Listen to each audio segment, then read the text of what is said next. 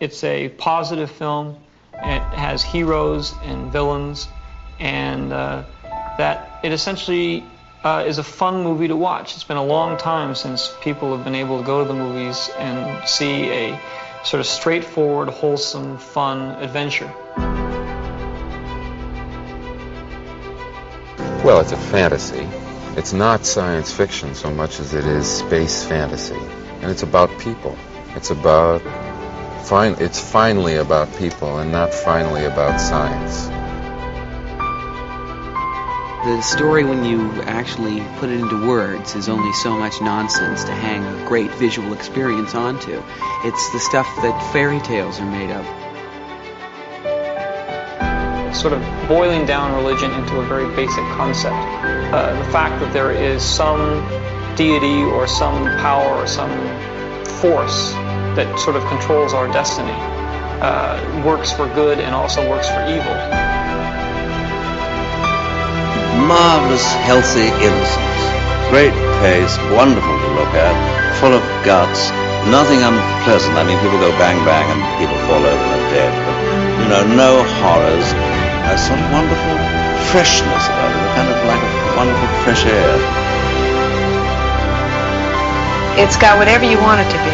It's pure entertainment. It's like a roller coaster ride, and it can be interpreted as long as you enjoy it, which is the intention of it.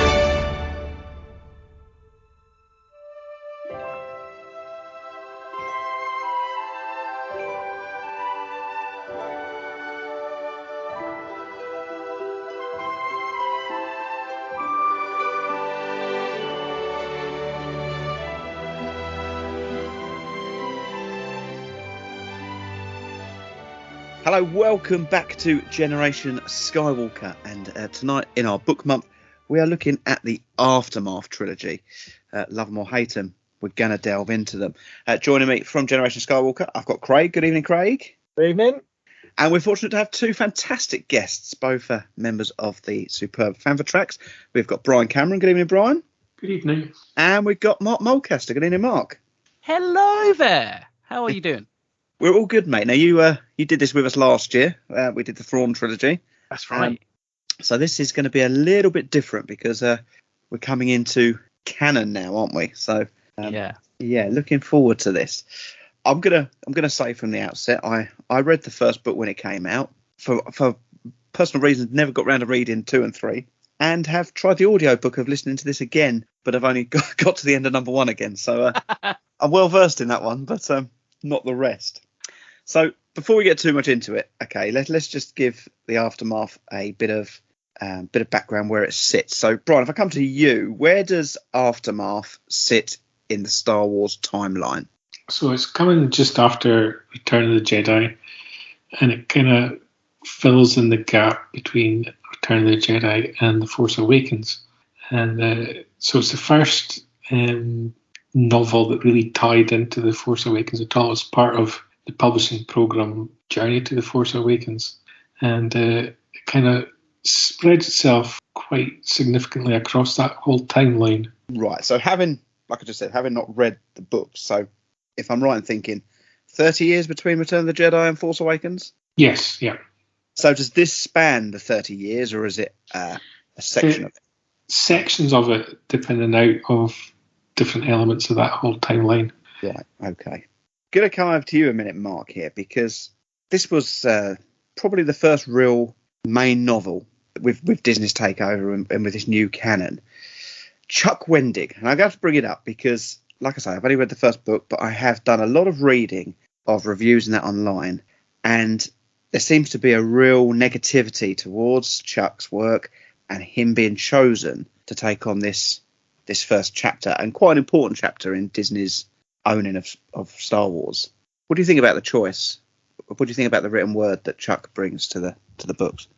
It's a bit of a tough one because it is a bit of a it's chalk and cheese really, and especially the first book. I think people either got it and really kind of dug the prose, and that kind of was it. It's like third person present tense, which so actually sometimes when you read it, it kind of feels like you're almost reading a screenplay. And so there's an immediacy about it actually, which I kind of quite like, but it takes a little bit of getting used to. And I think, unfortunately, books aside, where Chuck really falls down, it was basically the way he dealt with criticism on social media, really, as far as I was concerned.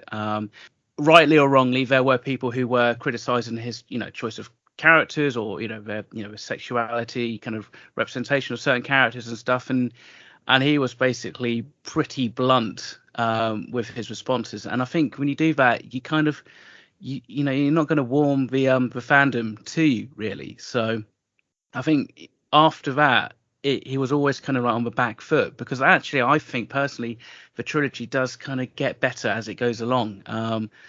So it's a shame we haven't read anything but the first book, but at the same time, it's I think there's probably good reasons for people who are kind of getting stuck on that first book and not actually proceeding any further.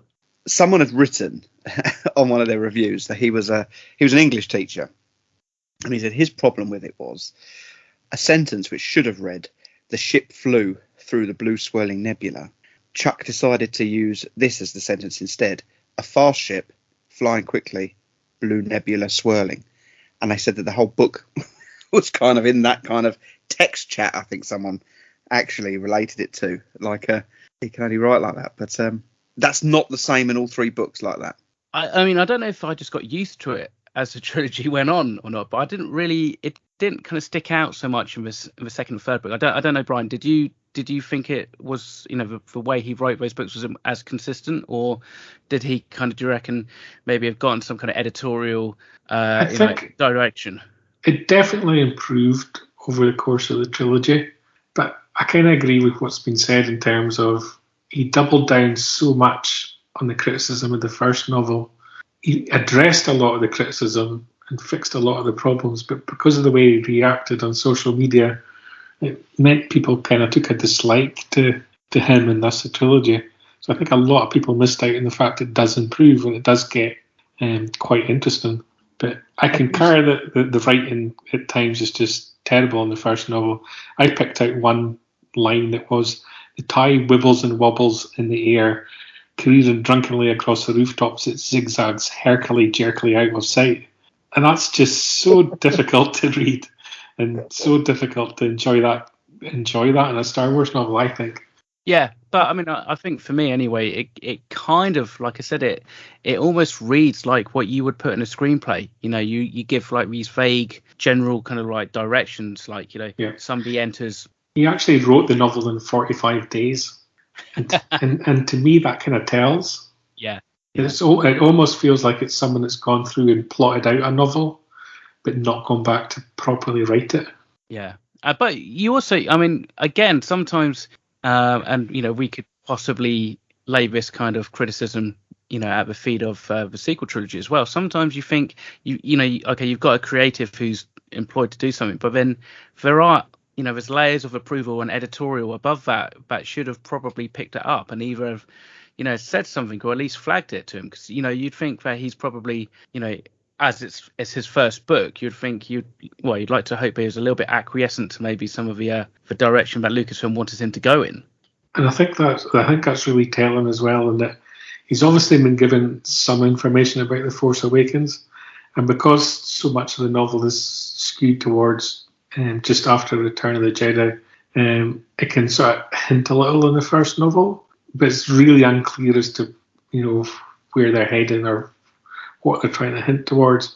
As you get into Life Debt, obviously The Force Awakens is out. He's probably been given more information to allow him to write that. The connections start to get a little bit more solid, but it has the same problem as the sequel trilogy has, in my view, that by the time it gets to the end of the trilogy, it's a different story from what it sets out to be. In that, by the end of the sequel trilogy, you're talking about the contingency and the Emperor coming back and so on.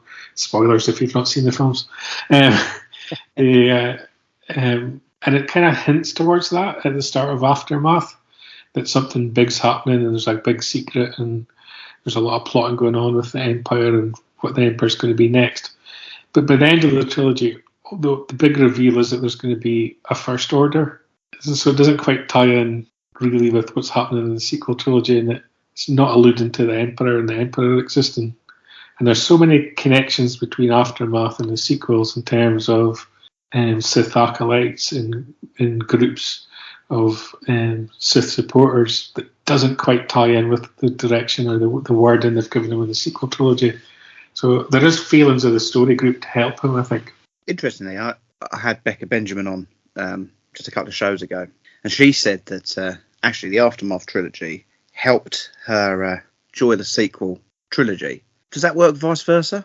Does the sequels make these better books, or if you took the sequels away, would these still stand as they are? Yeah, interesting. I mean, I think in some respects, it's like Brian's just said, it feels like there's attempts to kind of almost tie these together loosely, and it's probably more, again, it's probably more of a criticism, maybe not necessarily of this trilogy, but maybe obviously the information he was given or not given, but also the plotting of the sequel trilogy. And if they didn't know where it's going to go, how the hell do you write a book that ties it all together? But there are points where you think, well, you could probably have tied it in. It's just a shame, but actually possibly what Chuck Wendig was kind of working to, they didn't really follow through necessarily in the same way with the sequel trilogy.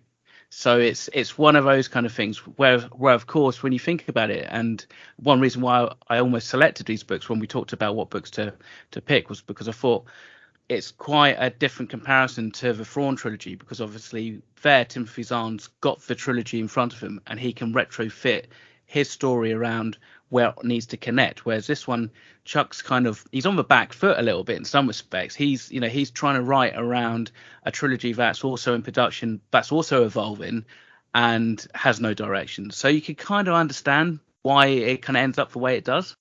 I don't think they help each other. Yeah. The whole of the Aftermath trilogy is teasing you towards the fact that they're starting a First Order out of the remnants of the Empire, and everything that's been hidden on Jakku's to help aid that. Well, the sequel trilogy is teasing the fact that you've got the First Order, but secretly there's a whole other order under the Emperor's command in that unknown region. So they're both telling the same story in effect, but one's linking you into the beginning of the sequels, and then the sequels is taking you in a completely different direction. And so they kind of let each other down a little bit. Both individually on their own without the other works better than together, I think. Yeah, agreed. Before we get too much into it, do you like this trilogy of books? I mean, is it something you would return to as readers? Where do you sit them in the new canon type of era? Are these up there? Are these worse you've read? Are they, whereabouts do you sit them? Go on, Brian. Just so I know how much you like them before we get too much into them. I think they improve.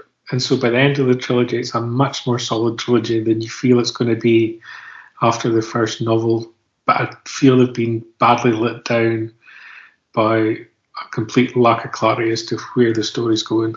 And so when you reflect back on them and you try to reread them, I think it's a frustration that comes out more than anything. Yeah, I would agree with that. I mean, if I was to, without doing a full ranking, I would probably say as a trilogy, as it were. There are some characters in that I really like, so therefore, I would probably put it like, maybe upper mid. But it's difficult because I think this new canon has kind of given us stories in such kind of slightly different styles, and I think we really got with the expanded universe. They always, with expanded universe, felt more of a type, whereas they seem to be trying different things a lot. So it's, some books resonate, better with other people than, other titles and that. So this one, yeah, I'd say maybe mid to up, upper tier, but not like, it's not going to be my first kind of go-to book, but at the same time, it's quite an enjoyable read. So, whilst I would say I've criticised it in connection to the sequel trilogy, The Mandalorian has helped it tremendously. Yeah, exactly. Yeah, precisely. Yeah, and obviously, that one interlude is that almost by watching The Mandalorian, I think pays off to reading the trilogy, even though it's still not quite consistent between the two mediums. Yeah. It's still kind of like, it's just enough for you to go, I wonder what other interlude stories we could possibly maybe see in either The Mandalorian or in something else further down the line. Is it worth just for people who haven't read it or aren't familiar, just to explain that format and this idea of these interludes? Okay. So basically every so often in the book, and fairly regularly, there would be a interlude, and the interlude would basically just be almost like a snapshot around the galaxy of different events happening at that kind of time. So you see kind of glimpses of different planets and different characters and stuff like that. And in the first time you read Aftermath, you kind of think, well, are these all going to link into something else later on? And some of them kind of play into like the last book a little bit and stuff, and some of the characters kind of tie in. I mean, others are just completely just standalone little kind of, almost like you could say like a vignette, a little sketch or something of just the galaxy and stuff. So they're quite interesting. But there's two thoughts actually. You could probably sit there and I think maybe a reader could almost skip most of those interludes and you'd get through the trilogy a lot quicker. But at the same time, they do add to. It's almost like, I guess Chuck Wendick either thought he had to or was asked to, was to basically almost like rebuild the galaxy and kind of like show people what the galaxy was like at that point in time. And I think from some respects, people might have been expecting this book to be, centered on our heroes, and it wasn't. It was, centered on some new characters, but the interludes are a way of bringing in some famous faces from the first two trilogies, and finding out what to. Yeah, exactly. And bits and bobs from like I guess the EU and like planet names and stuff like that, which is just quite a nice way. Bearing in mind they in some respects they've cleared away a lot of the minutiae. It was a nice kind of way to kind of start putting some of these elements back in. I think that's you sort of mentioned the world building and the cast of characters. I think that's something that's often forgotten about when you look back on this trilogy now. That it really was a blank slate that they were having to work with the dawn of a new trilogy. Nobody really knew what was happening after the Return of the Jedi, filling in that gap up to The Force Awakens. Nobody knew at that point what The Force Awakens was going to be. So this was your first chance to world build and I think that was the key thing in the interludes. It gave you a little insight as to what was going on around the galaxy because you desperately wanted to know, but there was no way for a novel in one singular story to be able to give you that insight. So I thought the interludes were a really strong part of the trilogy. Was you really excited when you saw that you could trace where Jar Jar Binks had been? Street performer, who would have thought?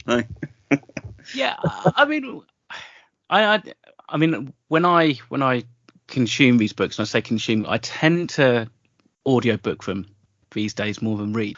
And at least in the way that Mark Thompson narrated that scene, it was like, I don't know, it was something quite sweet about it, and it was, I didn't feel like there was any kind of like overt jabs to it really, and it did seem slightly fitting really in some respects. So I just quite liked it. I mean, I much prefer doing something like that than just seeing his like skeletal corpse in the a wasteland of like a planet or something on Jakku or something random like that. No, it was quite reflective. There's a little bit of pathos. It worked quite well. I was kind of expecting him to be Chancellor. Yeah. Let's talk about new characters in these books then. I mean, you've already mentioned the Mandalorian. Obviously, the Aftermath trilogy is the first time you see Cobb Vanth in. I think that's the first time ever in Star Wars, isn't it? He gets his first outing in this. Yeah. And obviously, he's now made it to the screen. What other new characters are in there, especially good characters? There's the whole Wexley family. Obviously, the son makes an appearance as a pilot in the sequel films, but you get introduced to mother and son in this trilogy, and it's a nice dynamic throughout as well. Yeah, it's about family, isn't it? Which is quite fitting for Star Wars, I always think. And of course, Tebben, or as he's later known, Snap, has a B1 battle droid that he's kind of fixed up and that called Mr. Bones, which is which I just thought was fantastic because there was this real psychotic kind of edge to him. I mean, I think obviously nowadays we're slightly overrun with psychotic droids in Star Wars, with like 000 and what have you. But I thought that there was a real kind of oddness about it that really worked. It was kind of like really kind of syncopated. And again, he has kind of like a good payoff at the end. He kind of like he sacrifices himself and stuff. So I thought that was a good character, but my favourite probably actually, although I really did like Nora Wexley, I thought she was quite a decent kind of, I suppose you say main protagonist, but I really liked Sinja Raphaelis, who's the Imperial Loyalty Officer. So basically he's the one who goes around and kind of tortures and torments defectors to kind of either rejoin the Imperial Army or kind of like, get wiped out. I thought his character and especially his character development over the trilogy was really good. Yeah, well, that's one thing actually. I mean, I printed off like 100 odd pages of reviews, and that is often brought up that his story arc is one of the biggest wins in the books. So what about Admiral Ray Sloane? Are we thoughts on her? Yeah, I mean, I thought that was a really interesting choice, and obviously she first appeared in John Jackson Miller's A New Dawn, which was really the first new canon book, which kind of kicked off Star Wars Rebels. So I thought that was a nice touchstone. And I was really hoping that we would kind of see her in the sequel trilogy. I kind of thought the way that obviously she'd been in John Jackson Miller's book and they picked her story up and she was such a prominent character, I was kind of hoping that she was going to make it onto screen in some kind of tangible way. Yeah, I would agree. Those sort of the two Imperials there in terms of Sloane and Rax, and they had like a nice dynamic that played off each other, and they both had their sort of standing orders of what they were to do post Endor. I think both characters worked really well. They had a nice dynamic. It would have been nice to see them appear on film, and it kind of would have made most sense in The Last Jedi, where they were introducing a lot more Imperials around almost like a council table in that film. It would have been nice to just have a little cameo in there, because obviously she was pivotal across the trilogy in the formation of the First Order. There was that expectation that they're really going to connect all this stuff together now, and not seeing that play out, I think was a missed opportunity in The Rise of Skywalker with Snap's demise and Wedge's appearance. It just didn't ring true to any of these books. Yeah, which is a shame. Yeah, well, yeah, especially considering like his relationship with Snap. It kind of starts in this one, and then it kind of builds up in what's that book? Resistance Reborn, is that? Yeah, Resistance Reborn. Yeah. Like so yeah, you're right. There, you just feel like again somebody in the story groups kind of either caught wind or like it's been told that Wedge is going to be in it, and then you kind of think, well, now we can have some kind of like payoff to this relationship of it. They don't even spend any time on screen with each other. You just kind of go, oh, come on, guys. It gets blown up first, and then Wedge comes on, and it's like, yeah, good shooting, Wedge, and it's just, we need to by the way, we need to tell you something once we finish it. Totally. I think one of the things that this trilogy does pretty well is handle what I would consider as a middle-class, white, middle-aged, straight man, a really sincere LGBTQ kind of relationship between Sinja and his boyfriend, whose name kind of escapes me, compared to what we seem to see in a lot of the other new canon books, where a lot of the LGBTQ community seems to be kind of slightly more fixated in getting laid rather than fighting the galaxy or saving the Empire. There was something really kind of genuine about how Windig kind of wrote that relationship. Yeah, I think things get a bit Captain Jack from Doctor Who sometimes, and yeah, I would agree with that take on Sinja. Another character that kind of I think gets overlooked a little bit in this trilogy, but I enjoyed the writing of was Masamida, and obviously he now stretches all three trilogies. So he's a character that kind of stretches the whole of the Star Wars timeline, and I don't know. I still don't get how he managed to get himself to a position of power, but we'll skip past that point. But he had quite a little bit of an emotional little story in the interludes going on. At one point he was kind of really down, depressed, suicidal, and there's some nice little touches for a character that's been largely ignored. And I just thought, there was little elements like that were done really well. Didn't have any real payoff in the sequel trilogy.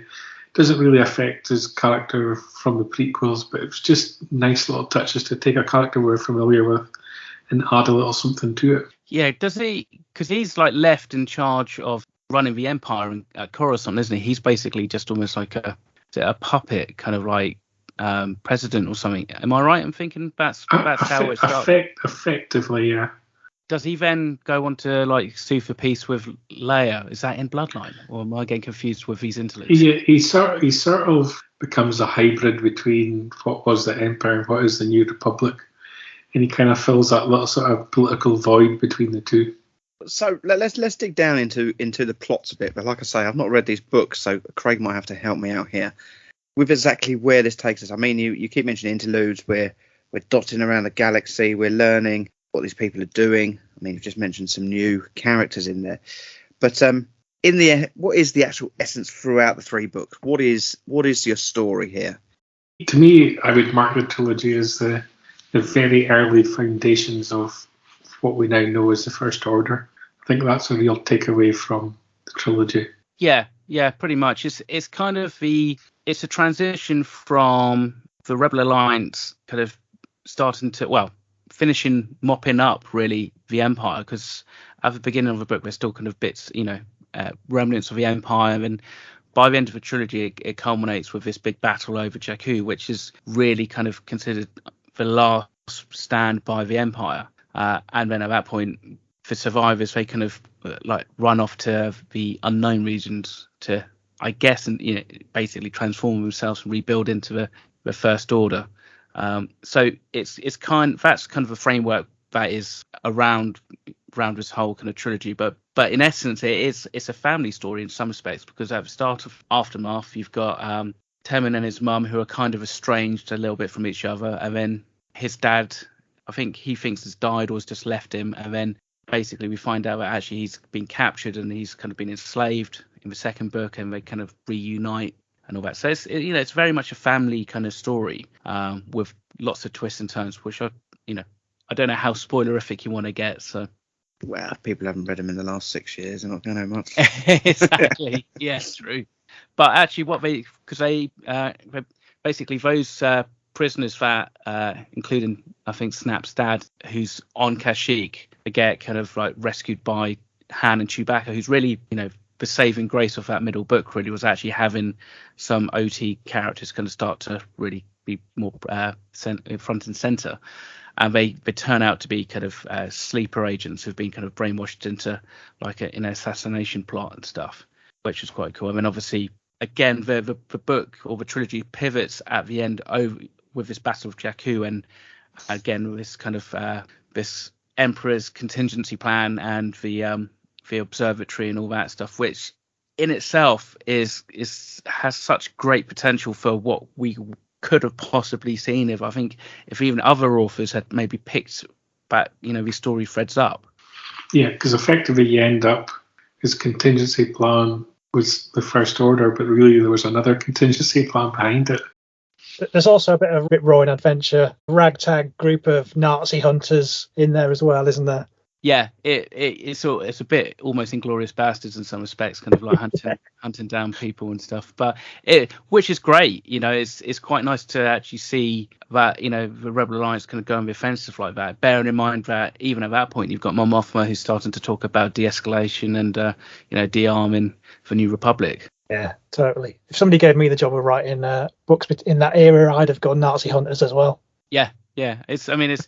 It's quite fun, and and that in itself, you can have so many adventures in that model. But I suppose, obviously, again, because I guess you can't really tie up the main characters too much in that. Like I would say, main characters like the main OT era characters like Han and Chewie you've got to start bringing in these new characters and stuff. So yeah, it's I think the more I think about it, the more I'm fondly remembering this book.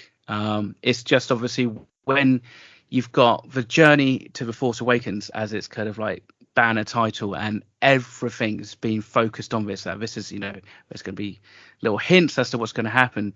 It lets it down, but I suppose now we know what the sequel trilogy is. We can go back and we can read it, and we can kind of go, oh, okay, yeah, actually, this is is this by itself a good story, and is it a fun adventure? Which at points it is. So you can also retcon some of it as well, because there was a plot point in Aftermath of there being some holo footage of the Emperor still being alive post Endor, Well, potentially it wasn't so much of faked footage after all. Yeah, exactly. You can kind of, yeah. But I mean, also that kind of, in some respects, kind of even that kind of idea kind of gets picked up in Battlefront 2 with the with Imperial, was it Sentinels, who kind of go and deliver the message to start burning down different planets and stuff on Operation Sindar or whatever it is. So it's there's definitely framework for things there. So where's Luke in all this? I mean, you've got this rising of this First Order. You've not really mentioned him as a kind of story. I know you said that they're not really in it, but what, he's just like, I've done my part. I'm going to go and have a... I mean, unless I kind of completely skipped over it, I don't think he's in it at all. Is he? Right? No. And I mean, and I'm probably not surprised if Chuck basically got the mandate to not include him at all. Which, I mean, he's kind of like obvious in his absence a little bit, but then look at The Force Awakens and look at we got with the payoff of seeing him at the end. So because Luke's basically not in any of these kind of Journey 2 books in this I kind of like to think that he's still on Endor partying it up with King C-3PO. Or either that, or he's kind of woken up with a bad hangover next to, like, I don't know, Princess Nisa or something, and kind of wondering what the hell he's done. Nothing wrong with that. So the interludes don't mention our original cast because there's at all. No, we just wipe the floor with them. I mean, Lando gets a mention. Oh, Lando does he? I think there's an interlude with Lando and getting Cloud City back. Correct me if I'm wrong on that. Yeah, they head to Cloud City, which is kind of being run by sort of renegade Imperials. Right. Han and Chewbacca feature relatively significantly in terms of Kashyyyk and his slaves. Leia's dots in and out on the political side of the storyline as well. She has and certainly in terms of moving the plot forward, she has quite a significant role across the novel. So they are there and they're there about, maybe not in huge volume, but they do have like a significant impact on the storyline. I think, a lot of people obviously compare this trilogy to, Timothy Zahn's Empire trilogy, and so was probably expecting we were going to see, Han, Luke, and Leia and Lando running around, together again and all that. But it kind of has to serve a different purpose, and I think unfortunately it's just down to what they needed to create space, and I think probably in some respects from a marketing perspective, by not having them focused, it kind of makes you hungry even more to actually see them in The Force Awakens and actually hope that they do kind of like get back together and get all of the Falcon and stuff like that. So it's an interesting choice, but also I suppose one of the criticisms with the expanded universe is in some respects it doesn't really ever expand much beyond the Skywalker Solo family, and at least in this respect you've got like the Wexleys and like Temin and Nora and all that who kind of like start to expand out a little bit, and there's a huge amount of characters in this trilogy. If you include all the different characters you get in all the different interludes, there's like hundreds, so it's that in itself is quite hard to kind of sometimes keep track of who's who. Yeah, and the Wexleys have popped up in Marvel Comics, and Sloane's been in some of Claudia Gray's young adult novels as well, so they have worked hard to get these characters over, I think. You're coming over quite positive about them, actually, and it does make me want to go away and delve into the second and third. Now, I've been listening to the audiobook of the first one. I think it's Mark Thompson, isn't it? That's narrates that, who's obviously quite big on his voice, isn't that? Do you think that's the best way to go for people that are delving into these books? Does he make it a little bit more palatable? I mean, like I said, I always listen to the audiobooks, and what's interesting is now that we get some audiobooks done by Penguin Random House, which is normally the adult books narrated by him, and when you get some of the more junior books done by Disney, it's like chalk and cheese. Like the younger books from like the High Republic, it's normally a single narrator, there's no music, no sound effects, and normally kind of like real basic kind of voice work, whereas Mark really kind of delves in, and obviously he's got a limited palette to how many voices like he does, so over the trilogy you may hear some being reused, but he's really careful and clever that it's only the minor characters that may kind of like end up being doubled up a little bit. And also, you know, like I said, it's a way the first book's kind of written. It's kind of a little bit immediate, so therefore it kind of lends itself to a quick listen rather than, you know, a long drawn out read. Yeah, I think the audiobook has its strengths in that reading the novels, because the way it's written, can be incredibly frustrating experience. I think you were asking there about the positivity towards it, and I think it's because we're not experiencing it anymore in real time. So you don't have the negativity floating about the fandom in terms of the films. You don't have Chuck being difficult, shall we say, on social media. So there isn't this negative cloud surrounding it. And when you go back to whether you read these or listen to these, so you can actually just enjoy them for what they are, which is a novel, and set in the Star Wars galaxy, and you can enjoy it for what it is instead of with all the baggage that came out alongside them when they were released. But I will say, if you've got a works close by, normally you get these the paperbacks bundled up for probably about a tenner. So in terms of like, you know, picking up the actual trilogy as a paperback physical copy, it's pretty cheap. So it actually works out cheaper than getting the free credits on the Audible, because that's what, $7.99 a month. You know, for those who are spending money elsewhere on other plastic fantastic things. Well, we might have convinced a few people to do that tonight. That's cool. I mean, the thing is, yeah, like with everything and every Star Wars book, it's not going to be for everybody, but I think there's some good story points to it. And I think possibly now that, like I said, now that we know what the sequel trilogy is, the anticipation and expectation of it, you know, things joining up and connecting in ways that we had hoped, we know that it's not going to. So it's a pity in some respects. If it kind of sometimes feels like a missed opportunity, but at the same time, you know, I think a level-headed Star Wars fan, which I know there's still one or two around, should probably appreciate it for what it is. Yeah, I think you've touched on it anyway. I mean, maybe Chuck Wendig's writing style wasn't well received, but with regards to the plot, I mean, his hands, I should think, were pretty tied by Disney, weren't they? Yeah. What he was informed about, and if he's only got so much to go on, I mean, yeah, you might need to give him a bit of slack in that respect. Yeah, I think you've got to place these in terms of real world history as well, in terms of what was going on, because they're very political novels. And you know, the first novel starts off with monuments of the Emperor being torn down on Coruscant, and you can relate that at the time to what was happening in the real world. And there's all sorts of little tie-ins with what's happening in America with Trump, what's happening in Europe with Brexit, and you can pull all these things into the novel. So, you know, there's a real world angst to a lot of things that you are reading off the page as well, that maybe everyone's a little bit more relaxed on now. See, that's very astute, because I didn't pick up on any of that. I'm really bad when it comes to that kind of stuff. I know, Mark, you've raised it a couple of times already, the LGBTQ agenda. Do you think that was Disney saying, we want this in there? Because to me, Star Wars was never about anything sexuality, you know? It's kind of battles and politics and that kind of thing. To have something as a main focus in the books, do you think it was required, really? Or do you think they were ticking a box for the sake of ticking it?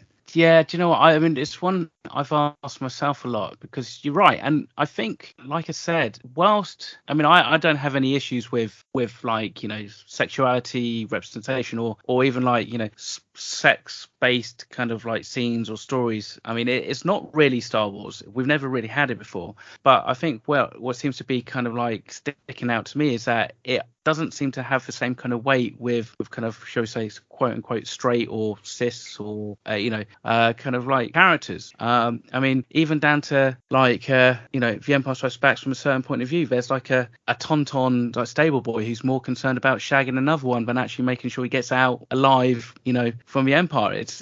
It seems like it's not necessarily trying to tick a box, but I think it's trying to appeal to a wider audience. And by doing that, we're trying to hammer it home a little bit. And I think maybe, given time, it might balance itself out a little bit, hopefully, because it sometimes does feel a little bit disjointed. I've just finished reading the latest Justina Island book from High Republic, and again, you've got a female lesbian character, but again, it's just like there's a lot of kind of female lesbian kind of angst and stuff like that there, which I don't necessarily know if you would have if it was just like a male female relationship. I don't know if they would bother to write it in. That's what I'm kind of saying, but they must be doing it to kind of appeal, or hopefully appeal to a market that maybe they're not haven't captured before. I think when you've got a subject that you've kind of failed in the past to even acknowledge or address, the first time that you introduce it into something, it can feel like it's a tick box kind of exercise, and they're doing it because they feel they need to do it. And I'm sure there is an element of that plays into it.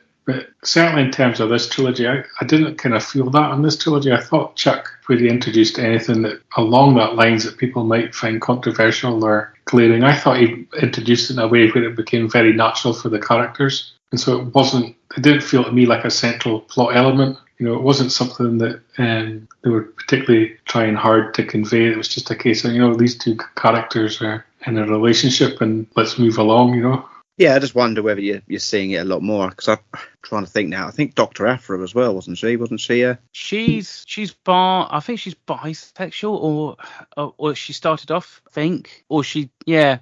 There's definitely another female character that comes into that story, isn't there? So there's Tovin, that's her big love interest, and the other one is Santa Staros, that she had a relationship or a fling or whatever you want to say at college, I think it was.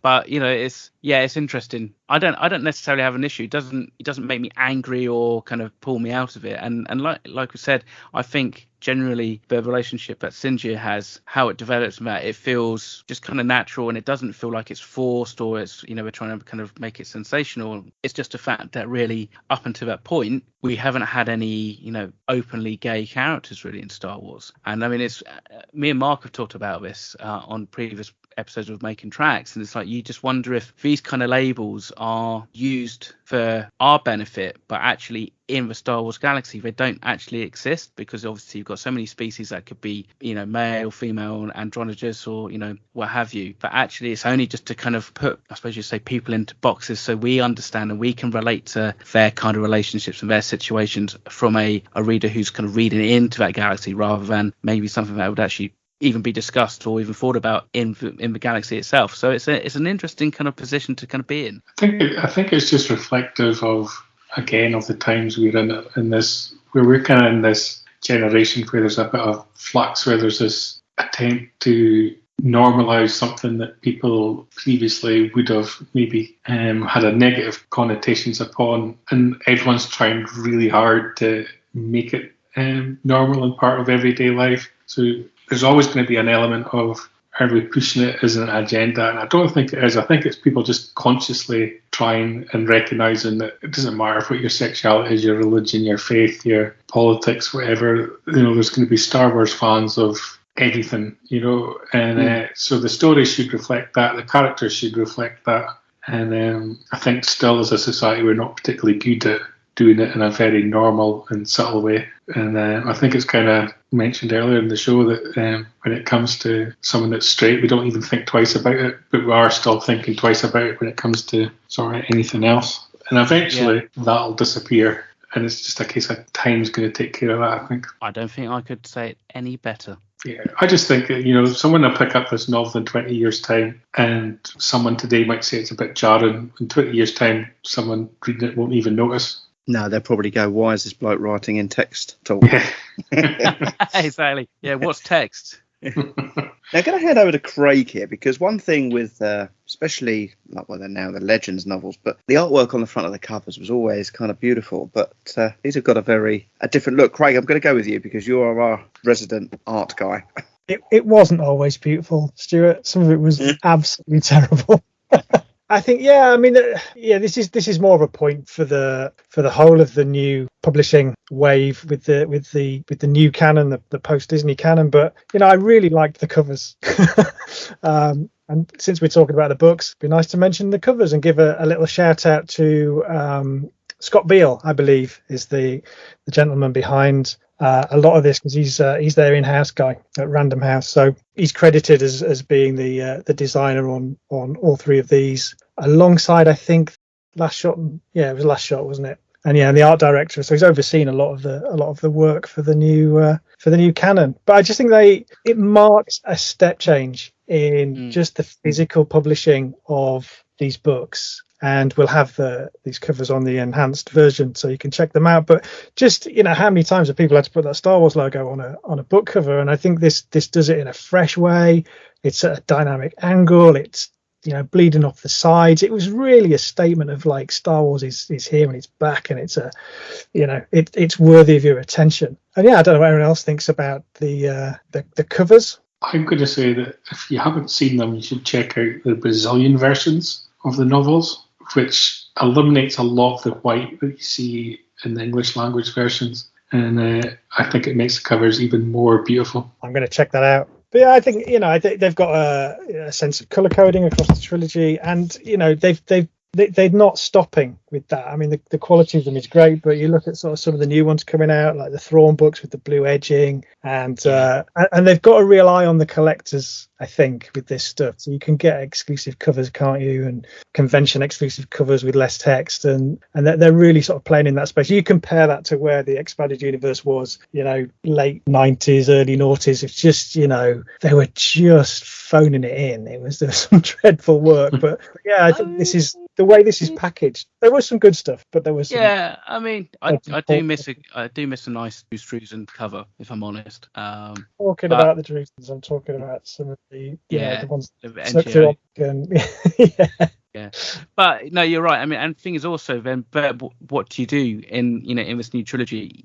They've gone with the only real kind of consistent iconic thing that you've got, because there's no point putting people's faces on it, because most people won't know what they are, but they know what a Death Star looks like, and they know a Star Destroyer and the Millennium Falcon. So it just kind of it works. And again, it kind of there's a kinetic energy about it, because there's the Death Star and the Star Destroyer are both in flames.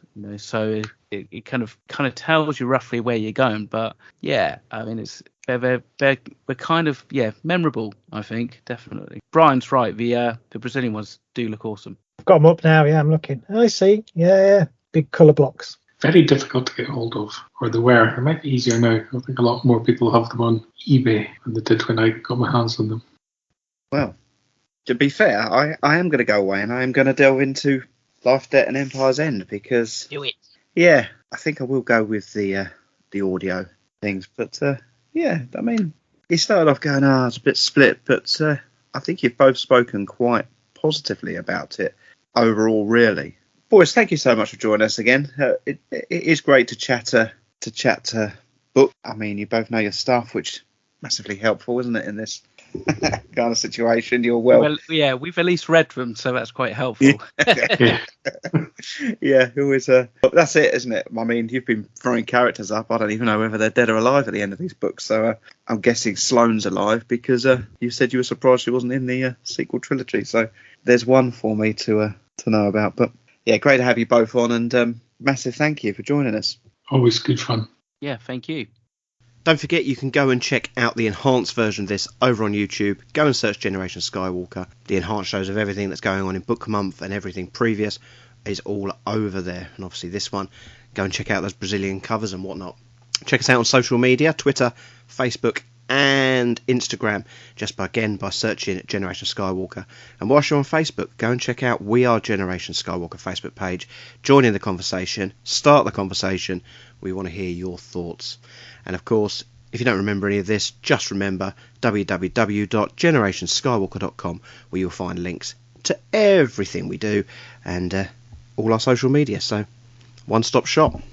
Right, so it is for the show. Goodbye from Mark. Thank you for joining us, Mark. You are very welcome. Thank you for having me on. You're a star. Thank you, Brian. And thank you. Good night. Thank you. Hopefully, are you both off to Farthest From? Wow.